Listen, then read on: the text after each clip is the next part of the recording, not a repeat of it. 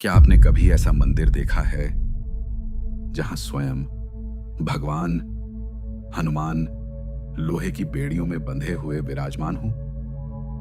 पहली नजर में यह दृश्य किसी को भी चौंका सकता है। आखिर वह महाबली जिसने एक ही छलांग में समुद्र लांघ दिया, जिसने लंका को जला दिया, जिसने पर्वत उठाकर लक्ष्मण के प्राण बचाए, वही हनुमान किसी बेड़ी में कैसे बंध सकते हैं? क्या किसी में इतनी शक्ति थी कि वह उन्हें कैद कर सके? या इसके पीछे कोई ऐसा रहस्य छिपा है जो भक्ति और कर्तव्य का सबसे बड़ा संदेश देता है? आइए चलते हैं जगन्नाथपुरी की उस दिव्य कथा की ओर, जिसे आज भी लाखों श्रद्धालु श्रद्धा से सुनते हैं। ओडिशा के पवित्र श्री जगन्नाथ धाम में समुद्र के निकट एक प्राचीन मंदिर स्थित है, जिसे आज बेड़ी हनुमान मंदिर या दरिया हनुमान मंदिर के नाम से जाना जाता है। यहां स्थापित हनुमान जी की प्रतिमा के हाथों और पैरों में लोहे की बेड़ियां दिखाई देती हैं। ये केवल एक मूर्ति नहीं, बल्कि एक ऐसी लोक कथा का प्रतीक है जिसने सदियों से भक्तों के मन में आस्था का दीप जलाए रखा है। कहा जाता है कि जब भगवान श्री राम ने अपना अवतार पूर्ण किया और समय के साथ भगवान जगन्नाथ के रूप में नीलाचल में विराजमान हुए, तब उनके परम भक्त हनुमान भी अपने प्रभु की सेवा के लिए पुरी आ पहुंचे। भगवान जगन्नाथ ने उन्हें एक अत्यंत महत्वपूर्ण दायित्व सौंपा। उन्होंने कहा, हनुमान, इस पवित्र धाम की रक्षा तुम्हारे भरोसे है। जब तक तुम यहां रहोगे, समुद्र की कोई भी लहर इस नगर और मेरे मंदिर को क्षति नहीं पहुंचा सकेगी। हनुमान जी ने सिर झुकाकर आज्ञा स्वीकार कर ली। दिन रात वे समुद्र तट पर प्रहरी बनकर खड़े रहते। उनकी उपस्थिति मात्र से विशाल लहरें भी मर्यादा का पालन करती और पूरी नगरी सुरक्षित रहती। भक्त निश्चिंत होकर भगवान जगन्नाथ के दर्शन करते और पूरा धाम उनकी अदृश्य रक्षा में फलता फूलता रहा।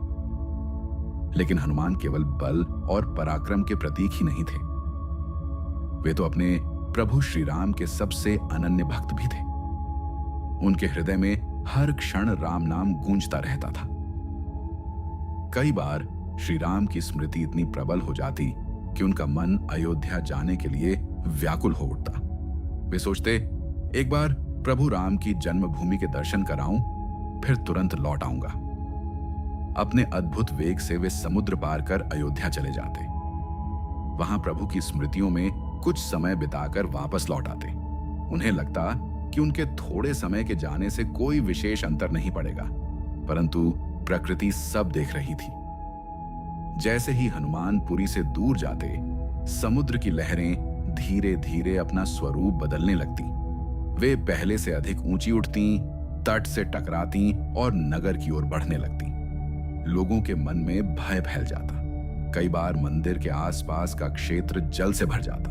पुजारी और भक्त भगवान जगन्नाथ से प्रार्थना करने लगते कि इस संकट से रक्षा करें। भगवान जगन्नाथ सब समझ रहे थे। वे जानते थे कि हनुमान ने कर्तव्य का त्याग नहीं किया है, बल्कि अपने आराध्य श्री राम के प्रेम में ऐसा कर रहे हैं। फिर भी धाम की सुरक्षा सर्वोपरि थी।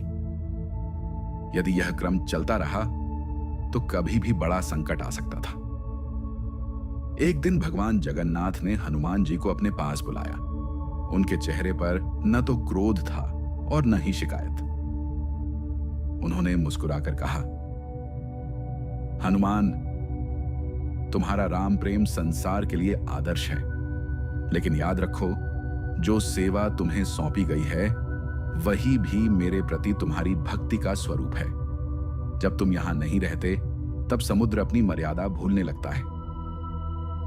हनुमान जी ने विनम्रता से उत्तर दिया, प्रभु, मुझसे भूल हुई। मेरा मन श्री राम की स्मृतियों में बह जाता है। मेरा उद्देश्य कभी भी अपने दायित्व की उपेक्षा करना नहीं था।